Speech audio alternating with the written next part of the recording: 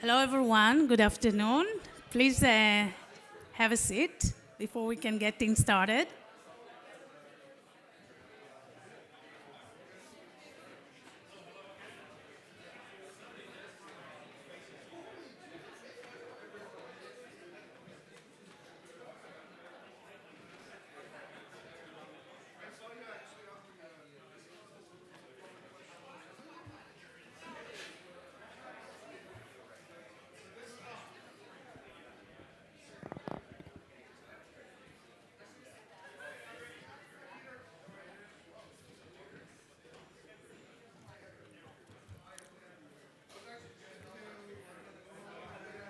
Fred, Ryan, and Fred, you guys sit here close. Yeah.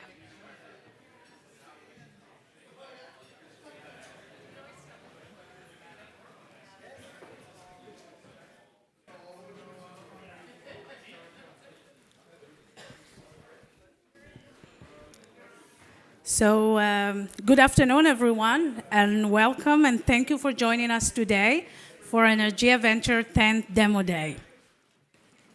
I'm Belle Kober. I'm the program manager, and I have the privilege of the honor to celebrate these important days with you guys. Out of many impressive applicants this year, 4 have been selected. We have selected 5 originally, but we had one company that had to leave the cohort, unfortunately, through the situation in Israel. They couldn't continue. So we have 4 amazing companies that have completed the program. Clean Valley from Nova Scotia, CropMind from New Brunswick, Solyntek from Quebec, and Chickpeak from New Brunswick. In the past 3 months, the 4 selected companies worked intensively with our mentors, staff, and instructors to bring us to today. The outcome of the process is a company ready for investment and potential customers.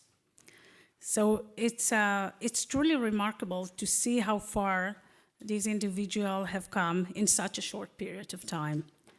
Today, we invite you to join us in celebrating their achievement and to celebrate the wonder of entrepreneurship. I would like to welcome to the stage Dr. Tiger Jeans, the Associate Dean of the Graduate Studies and Research at UNB.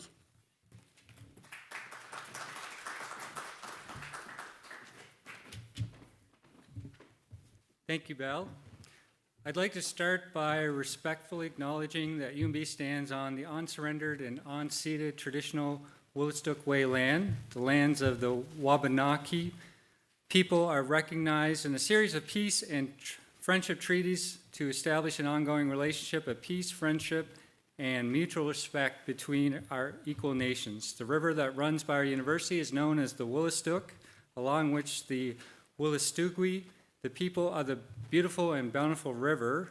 Wolastoq is also known as the St. John River. So on behalf of the University of New Brunswick and the Faculty of Engineering, I'm honored to be here with you today to celebrate the accomplishments of our 10th cohort of the Energia Ventures, the second cohort of 2023. I'm excited to learn more about the great work that you've been doing over the past several months. Energia Ventures, which lives under the J. Hubert Smith Center for Technology Management and Entrepreneurship, is an intense accelerator for entrepreneurs with innovative businesses in energy, smart grid, artificial intelligence, clean tech, and cybersecurity sectors. And including this cohort, we've had 44 companies go through the program. The accomplishments of our alumni are impressive, and they've been recognized by their peers for their contributions. Just some examples. 5 alumni were listed on the Foresight Canada's 2023 Foresight 50, Canada's most investable clean tech ventures. 1 alumni listed on the Doylet's 2023 clean technology ranking in the Technology Fast 50 report, and one alumni featured on the F6S 10 top agri-tech startups and companies in Canada.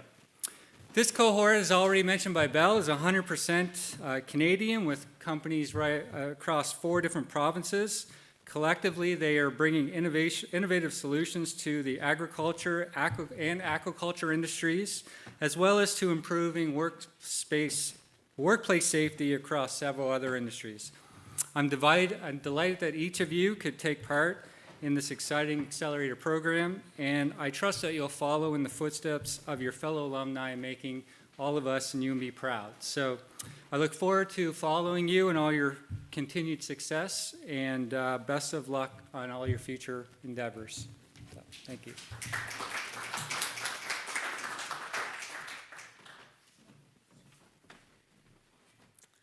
Thank you, Dr. James. I would like to welcome to the stage Dr. Dhurendra Shukla, the chair of the J. Herbert Smith Center for Technology Management and Entrepreneurship, even though you are on sabbatical.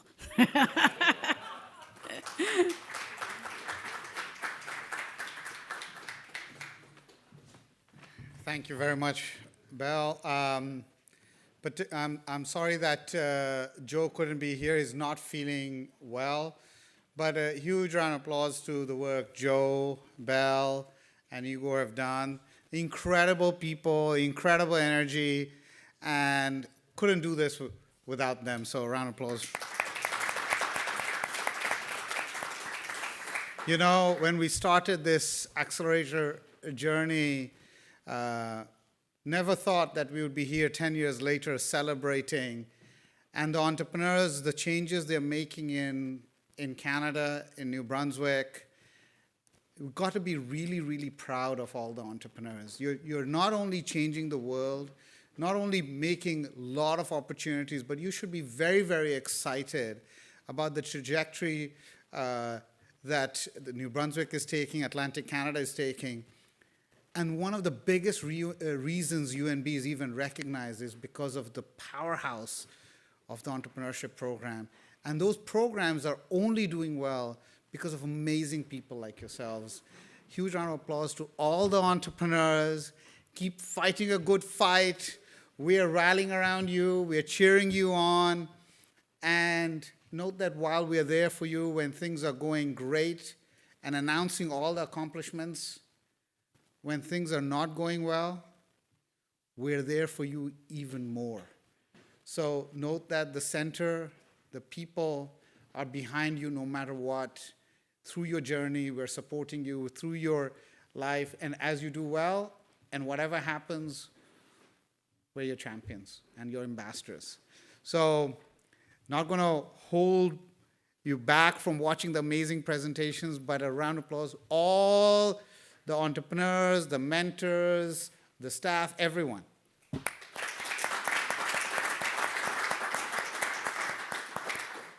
Thank you.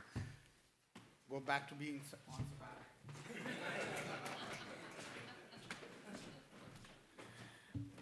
So without further ado, I would like to welcome to the floor Chickpig.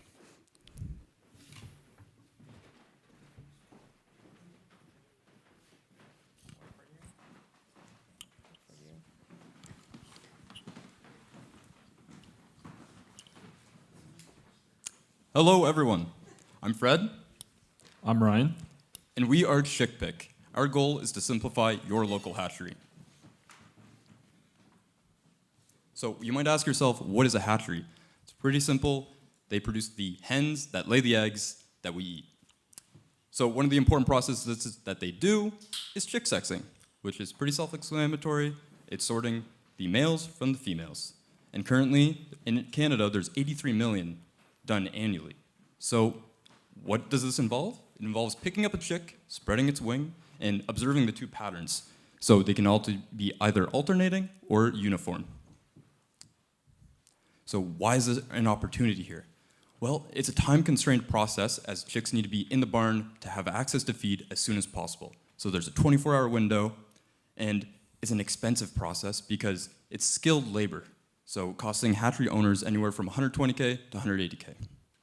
And lastly, for any errors throughout production, there's a 4% top off on the order size to accommodate for. So who are we? As I said, I'm Fred and Ryan, and we are co-founders of Chickpig. We underwent electrical engineering together, and through that, we took this project through its early phases in the entrepreneurship program, which greatly advanced this project. So where we are now with our solution.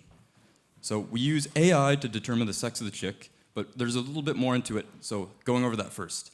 So first, we separate the chick with a series of conveyor belts in incrementing speeds, and when we're speeding up the chick, it's trying to find its balance. So it's spreading its wings, and in doing so, we can capture a picture of the wing, which is the identifier, and then we can send that to our machine learning model and sort it accordingly. So currently, we have an ongoing pilot project with Maritime Hatchery, and we are partnered up for the commercialization of this project. So what are the big pain points that we're addressing here? Well, we're automating a process, so we're reducing labor. That's the big one. And in doing so, we're reducing the costs. But another big pain point that's not so obvious is that hatcheries struggle with calling in sick because it's not an attractive job, and we'll get into why. Since we're dealing with tedious labor, employees tend to not want to do tedious labor. So this causes some issues for managers, and there's a high attrition rate. So they need to schedule workload, and that causes more conflicts. So what are the good eggs that we're promoting with this product? Well, simply through automation and making this product modular, we can scale the hatchery's needs. And additionally, because uptime is so important, because you don't want anyone to call in sick, you don't want your machine to break down, we provide 24/7 maintenance, and additionally, for any parts that do break down, we have them on hand for easy access. So a little bit about our target market. So it's a $250 million global industry, about 42 million of that's in North America, and about 2 million here locally in Canada. And what these numbers represent is the money spent on the sexing labor. So it's the direct wages as well as additional employee benefits, et cetera, general things you need to also pay when you have an employee. What's nice about this industry too is that it's growing at about 6.8% with the compound annual growth rate. So a little bit about our competitors. So there's 2 companies in Europe that are kind of doing this in a different way. They're doing it before the chicks even hatch in the egg. Problem with this is it's very expensive. Their machines are invasive. They poke a hole in the egg. They do some fancy chemistry, mass spectrometry, physics things on it.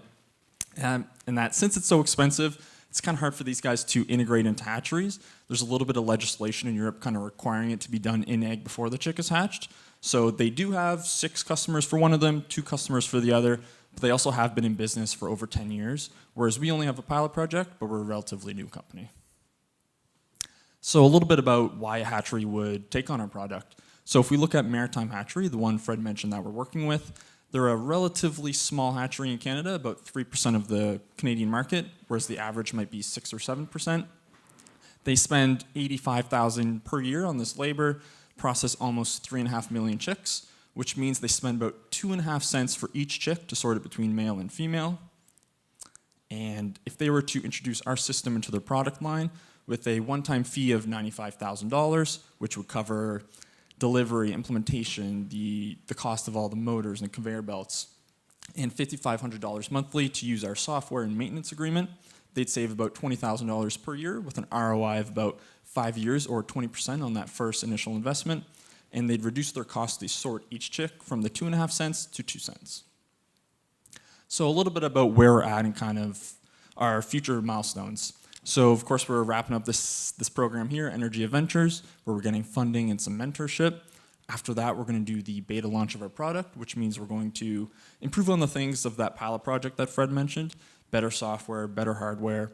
After that, we're going to make it waterproof, dustproof, get it really ready for the hatchery, implement it in that hatchery, collect our first revenue, and then really establish ourselves in the market. So these same milestones kind of in financial terms. So in 2024, we'll get that first revenue from Maritime Hatchery. The following year, we'll get 2 more Canadian hatcheries, start really establishing ourselves, making a brand identity for ourselves. And then the following year, we'll establish ourselves in the American market, which is much more lucrative because they spend more money on their labor and the hatcheries there are like orders of magnitude bigger. So kind of our strategy to fund all these business activities is we want to leverage grants and other non-dilutive funding as we can. So we're applying to some right now. We already got some as well. And then we kind of designed our cost structure in a way to relieve any cash flow issues. So that $95,000 initial fee It depends on the size of the hatchery. That'll be the average amount, but that'll cover all the implementation costs, delivery, etc. And then the $5,500 monthly will just be cash flow for day-to-day activities for the business. So if anyone knows anyone in the poultry industry, here's our contact information, and thank you.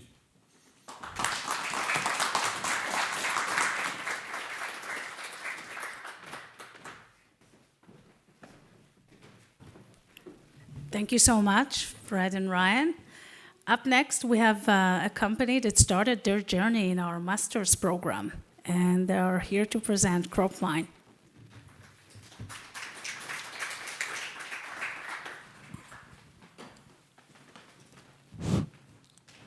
Good afternoon, everyone. My name is Rilwan Shokumbi, and I'm here to share the CropMind story. How many of us here play whack-a-mole? Well, orchard management is like whack-a-mole. It involves a lot of guesswork, and this is time-consuming and sometimes very inaccurate. According to the ESDS reports, there is a big labor shortage in the agricultural sector of over 63,000 workers that are short of, and this is projected to grow to over double by 2029. Some of the manual process these farmers currently go through involves grafting of the trees, pruning of the trees to get the maximum crop load per tree, and also doing fruit thinning to reduce and abscess some of the crops on the trees. And this is not only very stressful, time-consuming, but leads to limited results due to the cognitive bias of the human vision. So our solution is an integrated computer vision solution which will help increase the crop yield of this orchard and provide crucial insights at every stage of the development of the fruits. And this will help these farmers gain more insights and make quick actions. We started these pilots after a lot of research and development, and we started this in January 2023 with growers across Atlantic Canada, in Annapolis Valley, and also in Irishtown in New Brunswick. And the key learnings we've gotten from this pilot is that farmers' data storage and privacy is key, and also adapting this solution for smallholder farmers who currently find the solution in the market very expensive and hard to adopt.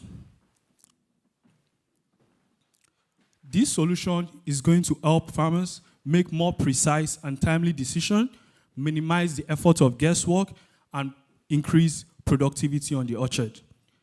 A good example is one of our growers who has 100 acres of apple orchard, and the current practice takes about 2 weeks for the farmer to count apples on the tree. You can understand with me that this is very stressful and time-consuming. And with the solution, we'll be able to streamline this to 2 hours. That's a major shift from the current practice. This is the dashboard and the interface. This has been designed by the team to make it very user-friendly, considering these smallholder farmers in terms of technology usage, and also they can upload their data, get analytics, access the different farm, and also manage their scheduling of tasks by accessing the harvest time and also tax tracking. This is an output of the model. From this output, you can see the flower counting and per tree, and giving the maximum accuracy level to count the flowers and do the calculation just within the algorithm and the computer vision solution, which is way more faster than the human vision. Another good thing about this solution is we are offering a tree segmentation analysis where the farmer can go to a certain tree on the row and make a decision based on the insights we provided. Instead of a row-level based approach, they can go to each tree, as you can see the numbering, row 1, tree 32, and it goes on, and they can pinpoint the particular tree that needs attention. The market is very huge, and there is a big potential in this market. Currently, the market is over $4 billion, and it's projected to grow by 12.1%. And we've targeted a market for the business for over $500 million that the business can target to make money. Our business model is the B2B model, and we have a subscription and a one-time hardware purchase of the smart camera. And with the subscription, our pricing mechanism is 2 plans. Basic one, they can access the tree pruning and fruit thinning and harvest services, while with the comprehensive, we make it more accessible for them to do records tracking and manage their orchard, and this way they can access information faster with a faster processor and also disease detection that will be on this plan. You will agree with me that there is no other time to offer this solution than now. The recent COP28 just shows that the global agenda is health and climate change. And with this solution, farmers can work less and improve their wellness, reduce the input on the farm, and reduce their carbon footprint.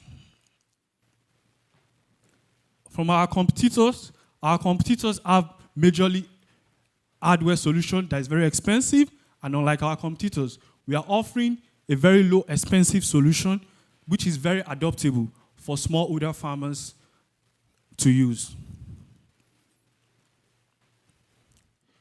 Based on our revenue forecast, we are going to break even in year 2 of operation with over $4 million in revenue projected.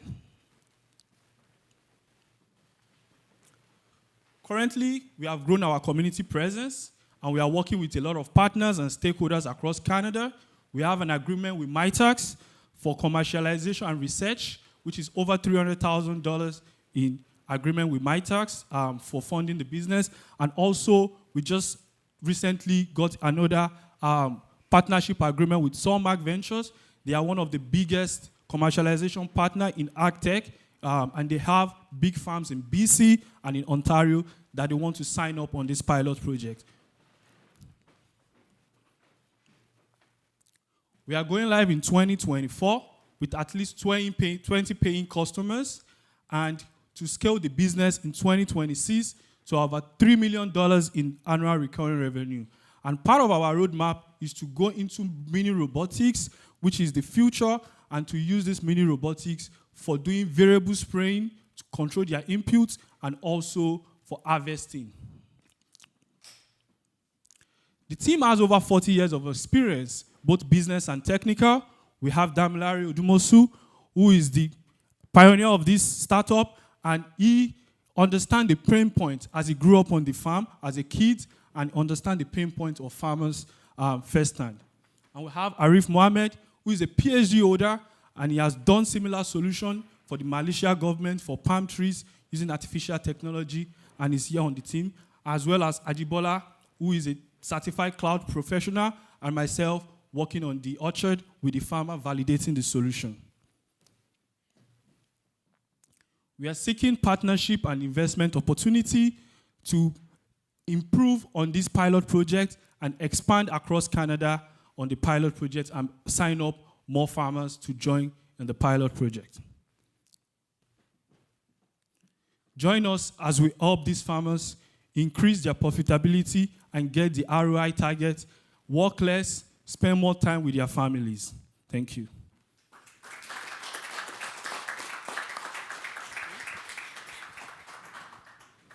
Thanks, everyone.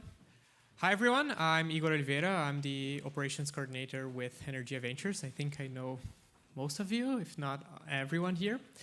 And it's just so exciting to see creative applications of artificial intelligence, right? We are all getting to know more and more about AI in our daily lives and machine learning, and I'm sure that most people know much more than they knew 2 years ago about this, and they are using more and more. But when we see real life cases of applications and tangible cases, I think it gets more exciting about what's to come in the future. So we just saw 2 excellent examples here, but we have another one actually involving AI, machine learning, and computer vision. So let's hear it from Skander with Solyntek. Thank you, Igor.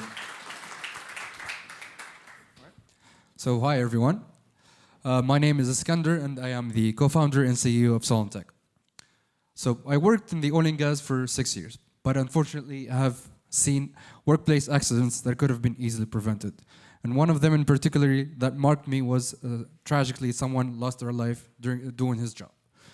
So, and these stories keep happening. In fact, in North America, every second there are 14 workers who are injured in the workplace. And this is a very big issue. And costs companies around 70 million workdays and the economy $171 billion. And you might ask, what are these accidents?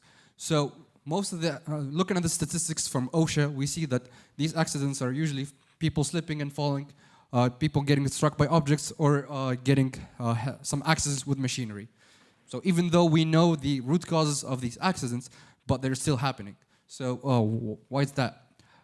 Usually, safety managers are the ones doing manual inspections because that's the best tool they have to detect these unsafe situations.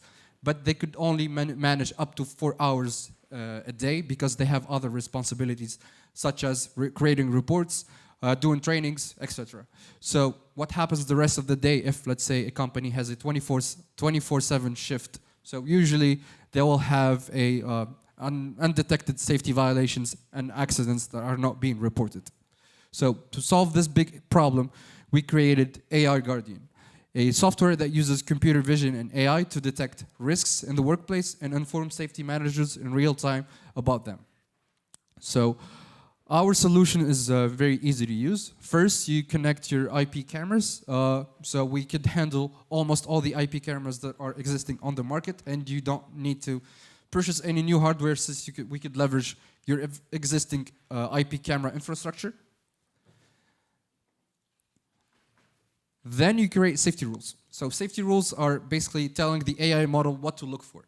We have different AI models for different risks, and the safety managers can pick and choose which one are more convenient for them, and also set up danger zones, as you can see here on the screen, drawing on the field of view of the camera. After doing this setup, the AI will start doing the analysis, and whenever it detects something that is against those rules, you will receive a notification, but also you will receive a video clip of the event, and all the data will be captured in our dashboard for further analysis. So this will help safety managers improve their safety protocols and be more proactive in terms of risk analysis. So with our current state, we have all these features. So we could help safety managers detect if workers are wearing their appropriate safety equipment, but also detect danger zones. So the danger zones are zones that you could draw on the field of view of the camera. We could also analyze the ergonomics of workers. For example, if a worker is doing repetitive tasks or lifting heavy objects, we could observe their stance and analyze it and see if it's something, if it's good or bad. We could also monitor vehicles such as excavators, forklifts, and see if they're speeding or in a collision course with a worker. Also, we could detect the starts of fires and smoke inside buildings, but also outdoors where the traditional gas detectors are not very good. We could also monitor lifting operations, detect rotating equipments, and also intrusions in, let's say, remote areas or warehouses.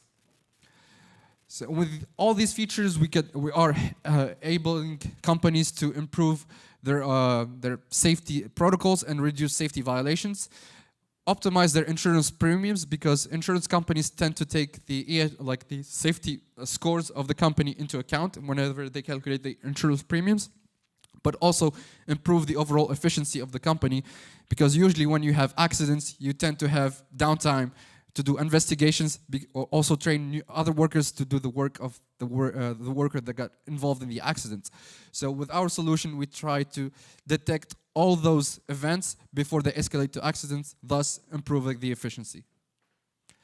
So we have identified a big market, since in North America there are about 490,000 manufacturing facilities that have security cameras already installed, and the cost of an accident is estimated at $33,000, thus creating a $16 billion market opportunity. We're going to operate on a subscription model. So we're gonna charge $60 per month per camera that is connected to our platform. But there is also an integration fee, one-time integration fee that we charge, and usually our clients tend to have 30 cameras and around 3 accidents per year, so they could recoup their investment in less than a year. So there are other competitors on the market, but our solution does not require installing any extra hardware. We just leverage the existing security camera infrastructure. We could host the solution either on-premise or on the cloud, depending on the data privacy requirements of the client. And also we have a more holistic approach to safety than other competitors because we detect risks to workers, but also we could monitor assets such as in the oil and gas, for example, storage tanks, rotating equipment, etc. We project to finish 2024 by generating $100,000 and having 500 cameras on the software. And by 2026, we estimate generating 1.1 million by having about 7,000 cameras operating on the system. For this year, so in September of this year, we got awarded the award of Top 100 AI Startups in Canada. We were selected in the District 3 program in Montreal and the Energia Ventures program. In October, we released our MVP, and right now we're currently discussing with partners to do pilot tests. By February, we will have our first paying customer after finishing the first pilot test. And we'll start developing other AI models that we will deploy later on. So this could not be possible without our team. Malik with 6 years of experience in computer vision and AI. Reem with an experience in software architecture, cloud architecture, but also she has an MBA. And myself with an experience in the oil and gas industry. We're looking to raise $1 million, and this will be used to improve our AI models and improve our platform in commercializing the product and also in our operations. So thank you very much for your attention, and I hope you join us in our mission to make sure that workers are returning safely to their homes every day.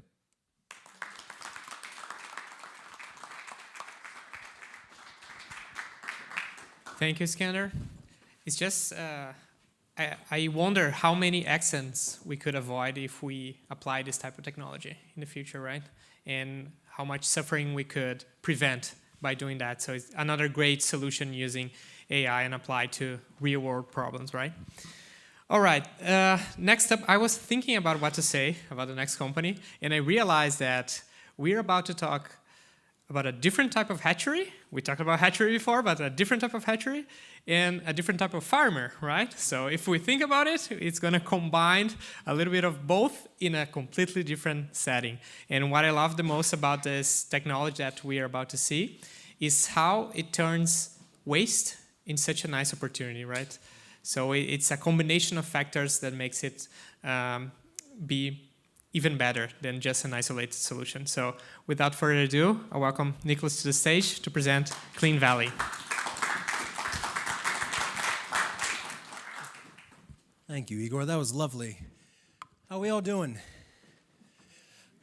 I do not know about you, but it's been incredible to hear these pitches. I've been hearing it for the last 3 months, and it's come a long way. Do we need just a quick, stand up, shake out, get some blood moving back and forth? Do you want to take a minute? Just quick stand up. Yeah. Quick stretch. Yes. There we are. Well, thank you for this opportunity to present Clean Valley CIC. My name is Nicholas Savao, and a quick summary from the beginning. We are a scale-up company raising $1.5 million in a pre-seed round. We have $1 million in signed contracts, 26 international LOIs, and have completed 3 pilots where we've turned wastewater for fish farms into profit. One of those fish farms is located in Portugal, a little peninsula called Peniche, where Ciencia has been growing Corvina for a better part of 3 years. And they're facing a challenge. João and his team have been working on how to reduce the amount of wastewater that leaves their end pipe, because they are currently having it treated by their local municipality. And although they are one of the more sustainable ways that we produce protein on the planet, aquaculture is going to continue to face that challenge. But here's what we were able to do. We were able to take that wastewater and use it to grow new products. George, the far person on the right there, is actually in Portugal today installing our updated system that you will see in the next couple slides. But I should take a step back and talk about land-based aquaculture. For those who are unfamiliar with it, it is the most sustainable way we produce protein on this planet. About 63% of all the fish, either on your dinner plate or in the grocery store, comes from aquaculture in one shape or form. The best and most sustainable form of this is called recirculating aquaculture. But what I would like you to imagine is a fish tank. A fish tank with all the necessary water filters so that the fish can live in a clean environment and grow as big as possible. Best case scenario, only 1% of that water is being discharged per day. Worst case scenario, and unfortunately in Zhao's case, it's about 50%. That is being discharged down the pipe either into a local ecosystem to be treated by a municipality or being trucked away. Each one of these alternative solutions has a fine, a fee, or a penalty associated with it. And every fish farmer, including Zhao and all other 26 fish farmers who have signed those LOIs, have told us the same thing.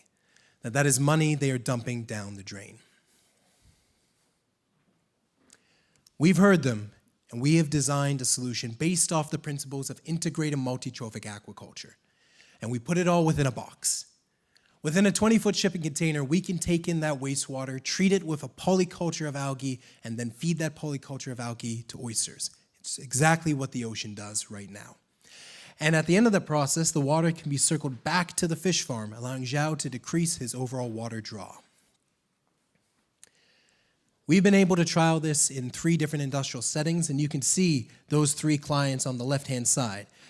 And on the right-hand side, you'll see some of the small to medium-sized aquaculture equipment suppliers who've not only validated this technology, tested it, but are looking to distribute it into the global market. And we want to work with them because we see this as a global opportunity. Lux Research valued the total addressable market for land-based aquaculture's wastewater remediation market, say that 10 times fast, at $12 billion. That's a great number, but we are saying our serviceable addressable market is at 1.5 based off the number of LOIs we have signed, where we have filed our patents, and our distributors and their extensive network. We're entering this market with a standard razor blade approach. Our razors are the biofilter, able to be modularly stacked on top of each other to meet the full wastewater demand of any fish farm anywhere on the planet. The blades come in twofold.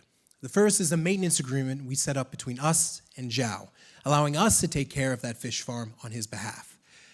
The other is a subscription agreement we set up between us and a local oyster farmer, and I'll get into why that's important in the next slide.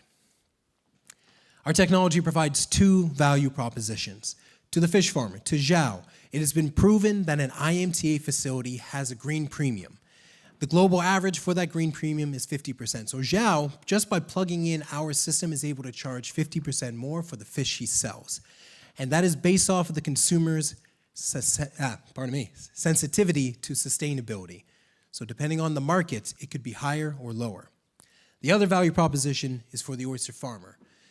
When you are selling an oyster on the market, you don't sell it by the oyster. You sell it by its weight. And what we do is we feed those oysters as much algae as they can eat, allowing the oyster farmer, when he gets the oysters back, to sell it for a higher price.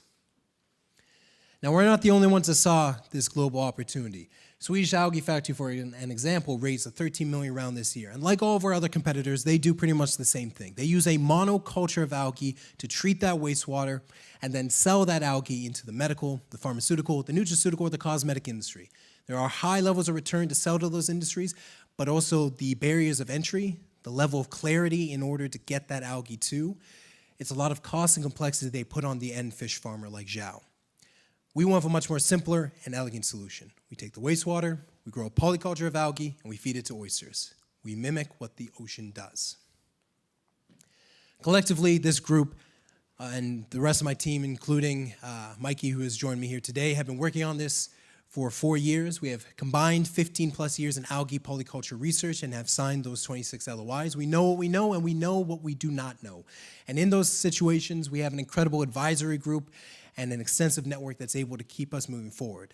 And as a group, We are raising a 1.5 million pre-seed round, and that will be utilized to expand on our traction in our sales and marketing, maintain our patents that we have filed in the market, and continue our R&D. We've recently been granted a $500,000 ocean supercluster project to develop the artificial intelligence program in the oyster industry, allowing us to provide predictive analytics and the optimization of growth for that industry. And it's crucial for us, because if we're going to be feeding oysters a lot of algae, we better know if they like that algae.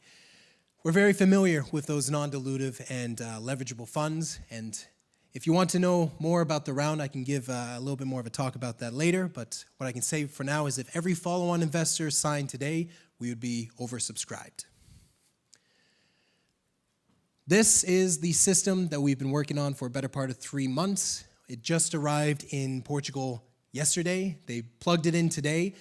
This is the manufacturer doing a walkthrough, but it will be running in Portugal for the next 6 months, and if we meet over our success parameters, it will be converted into a paid pilot. During that time, we'll be having folks from around the Iberian Peninsula to review the system and grow our sales from there. To provide an ending summary, we are a scale-up company raising $1.5 million in a pre-seed round. We have $1 million in signed contracts, 26 international LOIs, and have completed 3 pilots. Thank you for your attention, and we'd be happy to discuss anything in terms of questions, comments, or concerns right after this.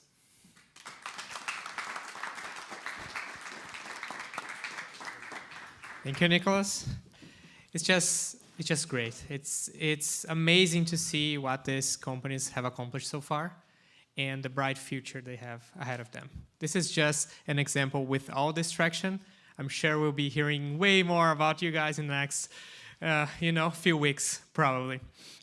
So that brings us to the end of our pitch part of this event. But we organized this with something else in mind. It's the connections. It's getting to know one another. It's to network with these companies. It's to enjoy some time together. And before we do that, I just would like to thank Dr. Paul Mazzaro, President and Vice Chancellor of the University of New Brunswick. Both him and Joshua Leon, the Dean of Engineering, they couldn't be here today, but we got Dr. Tiger Jeans here. Thank you so much for coming. And also Dr. Dana Shukla, Chair, sabbatical, I know, but Chair of the J. Herbert Smith Center for Technology Management and Entrepreneurship. And we also have a huge team of mentors, facilitators, people that are engaged with these companies, and also our partners, the Atlantic Canada Opportunities Agency, ACOA, and NBAF, New Brunswick Innovation Foundation. Also Morrow through the Global Accelerator Network, again, but now they're known as Morrow, also partners. But as you can see, there's a lot of people to help put this together and to hopefully support these companies in their future endeavors. Also, thank you so much to the Dr. J. Herbert Smith Center team. You're always very supportive. And thank you all for joining us today. I hope you stick around for some chats, drinks, snacks. And thank you, these 4 companies here, for being with us in the past 3 months. It's been lovely. So thank you all very much.